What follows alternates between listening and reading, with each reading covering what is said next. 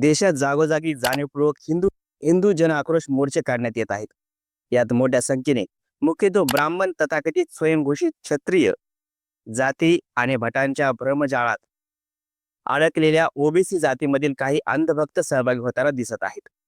हिंदू खत्रे में सारख्या मिथ्या आरोळ्या ठोकत अशा मोर्चाचे आयोजन करण्यात येत आहे. यासाठी जाणीवपूर्वक सोशल मीडियावर मेन स्ट्रीम मीडियाच्या माध्यमातून वातावरण निर्मिती करण्यात येत आहे. सरकारी आशीर्वादाने चालणाऱ्या न्यूज चॅनलच्या माध्यमातून हिरो म्हणून तथाकथित हिंदू समाजाच्या माथी मारण्यात आलेले कथावाचक भोंदू बाबा आणि स्वार्थी राजकारणी यासाठी प्रक्षोभक विधानं करून हिंदूंच्या भावना चित्रिण्याचे काम करत आहेत. हे हास्यास्पद आहे का नाही? मध्ययुगात भारतात जवळपास सर्वत्र मुस्लिम शासकांची आणि त्यांच्या अधीन असलेल्या हिंदू मांडलिकांची राज्य होती. औरंगजेबासारख्या बादशहानी हिंदूवर जिजियासारखे अन्यायकारक धार्मिक कर लादून दाबण्याचा प्रयत्नही केला होता, पण तेव्हाही हिंदू खतरे में नव्हता. आणि आज राष्ट्रपतीपासून ग्रामपंचायतच्या सदस्यापर्यंत तथा पोलीस दल, सैन्यात तिन्ही विभागात जवळपास 90 ते 95% हिंदू आहेत. विशेष म्हणजे देशात तथाकथित हिंदू तारणहार लोहपुरुष मोदीजींचे शासन आहे. आणि अशा अमृत काळात हिंदू खतरे में सारख्या आरोळ्या ठोकल्या जात आहेत. आश्चर्यच आहे. भक्तांचा भाजप संघ परिवार आणि मोदी शहावर विश्वास नाही का? एक प्रकारे हा चौकीदाराचा अपमान नाही का?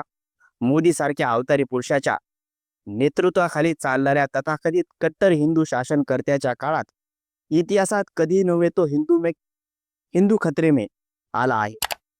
हे खरंच लांछनास्पद आहे. राज्यकर्ते जर त्यांच्या भक्त नागरिकांना सुरक्षित जीवन प्रदान करू शकत नसतील तर त्यांना सत्तेवर राहण्याचा काहीच अधिकार उरत नाही. भक्तांनी याचा विचार केला पाहिजे आणि अशा अकार्यक्षम शासनाविरुद्ध यल्कार केला पाहिजे. बघूयात भक्त अशा राज्यकर्त्यांविरोधात कधी रस्त्यावर उतरतात ते. अर्थात असे घडणे शक्य नाही, हे आपण सर्वजण जाणतोच. याचे कारणही आपल्याला माहीत आहे. राज्यकर्ते जर त्यांचे पंटर पुढे करून मोर्चाचे आयोजन करत असतील तर असे पंटर आपल्या आकाराविरोधात जाऊ शकतात काय?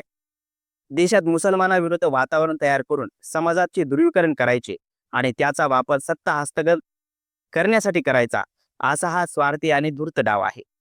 खोट्या इतिहासाची समाजात पेरणी करून मोठ्या समाजाविरुद्ध जहर पसरवण्याचा हा डाव देशाला आणखी एका फाळणीपर्यंत नेऊ शकतो, याचे भान संघ भाजपच्या जातीयवादी धूर्तांनी ठेवणे आवश्यक आहे. या देशात खोटा इतिहास जनतेच्या माथी मारून आपली सत्ता मजबूत करण्याचा खेळ सर्वप्रथम ब्रिटिशांनी सुरू केला. त्याही अगोदर अखंड समाजाला 18 पगड जातीत विभागून धार्मिक, सामाजिक, सांस्कृतिक सत्ता आपल्या ताब्यात घेण्याचा विकृत खेळ ब्राह्मणांनी खेळलाच होता. ब्रिटिशांनी त्यांच्यापासून धडे घेतले आणि या डिवाइड अँड रूल नीतीचा वापर आपल्या सत्तेच्या बळकटीसाठी केला. यासाठी ब्रिटिशांनी 19व्या शतकातच डावपेच खेळायला सुरुवात केली होती. यासाठी सुरुवातीला हिंदुस्थानी भाषेला उर्दू आणि हिंदी अशा 2 छावण्यात विभागण्यासाठी सन 1806 साली जॉन बर्कविथ गिलक्रिस्ट यांच्या नेतृत्वाखाली कमिटी नेमण्यात आली. त्याच्यावर या 2 भाषेचा शब्दकोश बनवण्याची जबाबदारी सोपविण्यात आली. त्याने उर्दूमध्ये पारसी अरबी भाषेचा भरणा केला आणि हिंदीमध्ये संस्कृत शब्दाचा भरणा केला. उर्दूसाठी अरबी पारसी छाप लिपीचा वापर केला तर हिंदीसाठी देवनागरी लिपीचा वापर केला. उर्दू मुसलमानांची भाषा म्हणून आणि हिंदी हिंदूंची भाषा म्हणून प्रचलित करण्यात आली. अशा प्रकारे एक संघ भारताची हिंदू मुस्लिम अशी फाळणी करणाऱ्या विषवृक्षाची बीजे इतर पेरल्या गेली. ब्रिटिशांनी दुसरी खेळी खेळली, जाणीवपूर्वक चुकीच्या पद्धतीने मध्ययुगीन इतिहास लिहून. यासाठी 19व्या शतकाच्या उत्तरार्धात ब्रिटिश सरकारने भारताचा अधिकृत इतिहास लिहिण्याची जबाबदारी सर हेनरी मियर्स एलियट या सनदी अधिकाऱ्याला दिली. एलियटने जॉन डाउसन याच्या साहाय्याने the history of India as told by its own historians नावाच्या 8 खंडाची मालिकेचा ग्रंथ संपादित केला. हे खंड 1867 ते 1877 या कालावधीत प्रसिद्ध झाले. यात मुस्लिम शासकांचे अन्याय, शोषण, विकृती असे चित्रण करून त्यांना हिंदूंच्या नजरेत विलन ठरवण्यात आले. आणि अशा प्रकारे भारताच्या फाळणीच्या बीजाचे विषारी झुडूप भरू लागे.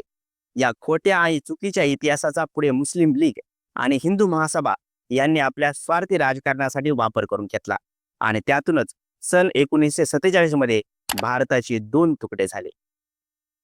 आणि आज केंद्रात तथा अनेक घटक राज्यात सत्तेत असलेले भाजपाई आणि त्यांची मातृसंस्था RSS याच खोट्या व विकृत इतिहासाचा वापर आपल्या स्वार्थी राजकारणासाठी करताना दिसत आहे. त्यात त्यांना पर्याप्त यशही येताना दिसत आहे आणि त्याचे फलित म्हणून 2014 पासून सलग तिसऱ्यांदा केंद्रात सत्तेवर आहेत. माणूस एकदा सत्ता सिंहासनावर बसला की त्याला ते सोडावंच वाटत नाही. 20व्या शतकात जर्मनीत हिटलरने या सत्तेच्या हव्यासापोटी 60 लाख ज्यूंची निर्घृण कत्तल केली आणि जगाला दुसऱ्या महायुद्धाच्या खाईत ढकललं. हा इतिहास अजून ताजा आहे. संघ भाजपही त्या दिशेने वाटचाल करत आहे. पैशासाठी सत्ता आणि सत्तेतून पुन्हा पैसा या दुष्ट चक्रात देशाची लोकशाही अडकली आहे. अगोदर काँग्रेसने हेच केलं आणि आता भाजपने त्याला आकराळ विक्राळ स्वरूप दिलं आहे. त्यामुळे ही सत्ता टिकून ठेवण्यासाठी आणि तिला आणखी बळकटी आणण्यासाठी जे अनेक टूलचा वापर सत्ताधारी करत असतात त्यातलंच एक टूल म्हणजे तथाकथित हिंदू जन आक्रोश मोर्चे. सच्च्या भारतीयांनी हे षडयंत्र ओळखलं पाहिजे. हे ओळखायलाच हवं. सत्य इतिहास जाणून घ्यायला हवा. तरच हे भरत राष्ट्र अखंड राहू शकेल. अन्यथा विनाश समीप आहे हे लक्षात ठेवा.